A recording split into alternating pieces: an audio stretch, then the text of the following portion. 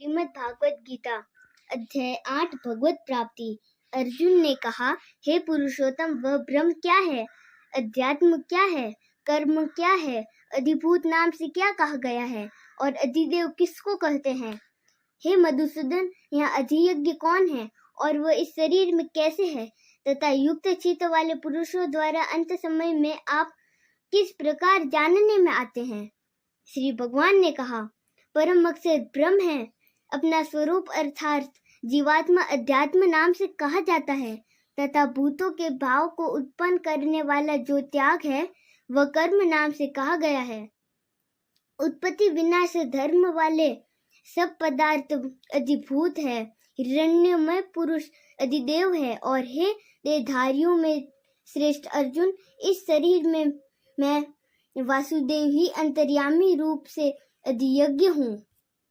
जो पुरुष अंतकाल में भी मुझको ही स्मरण करता हुआ शरीर को त्याग कर जाता है वह मेरे साक्षात स्वरूप को प्राप्त होता है। इसमें कुछ भी संशय नहीं है। हे कुंती पुत्र अर्जुन, यह मनुष्य अंतकाल में जिस भी भाव को स्मरण करता हुआ शरीर त्याग करता है उसको प्राप्त होता है, क्योंकि वह सदा उसी भाव से भावित रहा है। इसलिए हे अर्जुन, तू सब समय में निरंतर मेरा स्मरण कर और युद्ध भी कर। इस प्रकार मुझ में अर्पण किए हुए मन बुद्धि से युक्त होकर तू निसंदेह मुझको ही प्राप्त होगा। हे पार्थ, यह नियम है कि परमेश्वर के ध्यान के अभ्यास रूप योग से युक्त दूसरी और न जानने वाले चित्त से निरंतर चिंतन करता हुआ मनुष्य परम प्रकाश रूप दिव्य पुरुष को अर्थात परमेश्वर को ही प्राप्त होता है।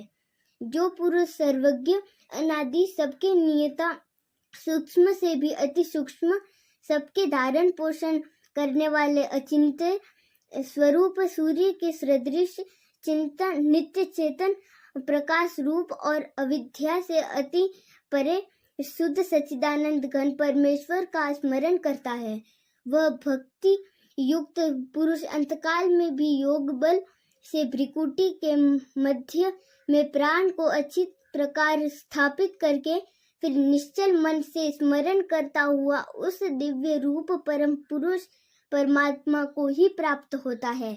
वेद के जानने वाले विद्वान जिस सच्चिदानंद घन रूप परम पद को अविनाश कहते हैं, आसक्ति रहित यत्नशील सन्यासी महात्मा जन जिसमें प्रवेश करते हैं और जिस परम पद को चाहने वाले ब्रह्मचारी लोग ब्रह्मचर्य का आचरण करते हैं, उस परम पद को मैं तेरे लिए संक्षेप में कहूँगा।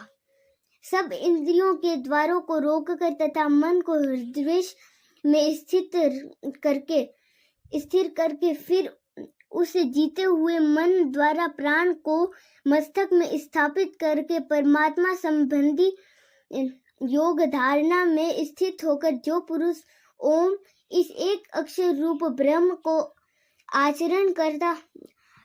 उच्चारण करता हुआ और उसके अर्थ स्वरूप मुझ निर्गुण ब्रह्म का चिंतन करता हुआ शरीर को त्याग कर जाता है, वह पुरुष परम गति को प्राप्त होता है। हे अर्जुन, जो पुरुष मुझ में अनन्य चित्त होकर सदा ही निरंतर मुझ पुरुषोत्तम को स्मरण करता है, उस नित्य निरंतर मुझ में युक्त हुए योगी के लिए मैं सुलभ हूँ, अर्थात उसे सहज ही प्राप्त हो जाता हूँ। परम सिद्धि को प्राप्त महात्मा जन मुझको प्राप्त होकर दुखों के घर एवं क्षणभंगुर पुनर्जन्म को नहीं प्राप्त होते। हे अर्जुन, ब्रह्मलोक पर्यंत सब लोग पुनरावर्ती है, परंतु हे कुंती पुत्र, मुझको प्राप्त होकर पुनर्जन्म नहीं होता, क्योंकि मैं कालातीत हूँ और ये सब ब्रह्मादि के लोक काल द्वारा सीमित होने से अनित्य है।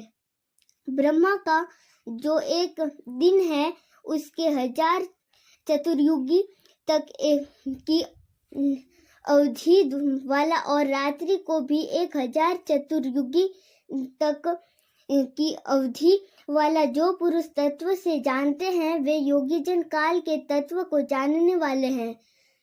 संपूर्ण चराचर भूतगण ब्रह्मा के दिन के प्रवेश काल में अव्यक्त से अर्थात ब्रह्मा के सूक्ष्म शरीर से उत्पन्न होते हैं और ब्रह्मा की रात्रि के प्रवेश काल में उस अव्यक्त नामक ब्रह्मा के सूक्ष्म शरीर में ही लीन हो जाते हैं।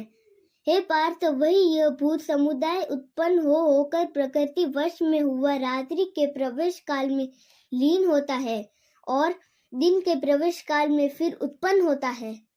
उस अव्यक्त से भी अति परे दूसरा अर्थात विलक्षण जो सनातन अव्यक्त भाव है, वह परम दिव्य पुरुष सब भूतों के नष्ट होने पर भी नष्ट नहीं होता।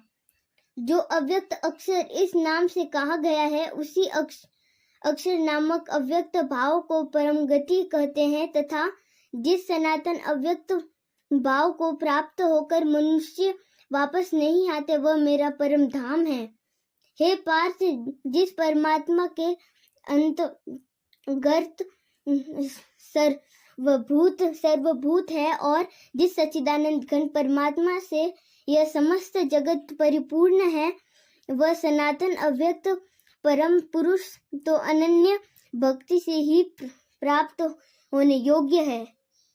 हे अर्जुन, जिस काल में शरीर त्याग कर गए हुए योगीजन तो वापस न लौटने वाली गति को और जिस काल में गए हुए वापस लौटने वाली गति को प्राप्त होते हैं, उस काल को अर्थात दोनों मार्गों को कहूँगा।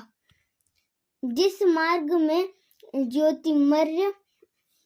ज्योतिर्मय अग्नि अभिमानी देवता है, दिन का अभिमानी देवता है, शुक्ल पक्ष का अभिमानी देवता है और उत्तरायण के 6 महीनों का अभिमानी देवता है, उस मार्ग में मरकर गए हुए ब्रह्मवेता योगीजन उपर्युक्त देवताओं द्वारा क्रम से ले जाकर ब्रह्म को प्राप्त होते हैं।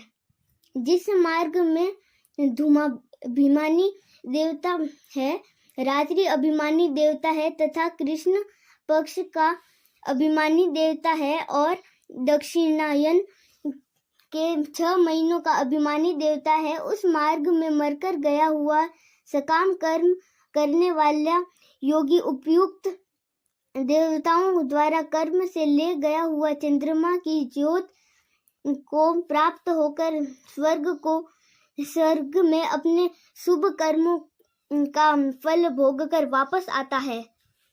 क्योंकि जगत के ये 2 प्रकार के शुक्ल और कृष्ण अर्थात देवयान और पितरयान मार्ग सनातन माने गए हैं। इनमें एक द्वारा गया हुआ जिससे वापस नहीं लौटना पड़ता, उस परम गति को प्राप्त होता है और दूसरे के द्वारा गया हुआ फिर वापस आता है अर्थात जन्म मृत्यु को प्राप्त होता है। हे पार्थ, इस प्रकार इन दोनों मार्गों को तत्व से जानकर कोई भी योगी मोहित नहीं होता। इस कारण हे अर्जुन, तू सब काल में संबुद्धि रूप से योग से युक्त हो अर्थात निरंतर मेरी प्राप्ति के लिए साधन करने वाला हो। योगी पुरुष इस रहस्य को तत्व से जानकर वेदों के पढ़ने में तथा यज्ञ तप और दानादि के करने में जो पुण्य फल कहा गया है, उन सबको निसंदेह उल्लंघन कर जाता है और सनातन परम पद को प्राप्त होता है।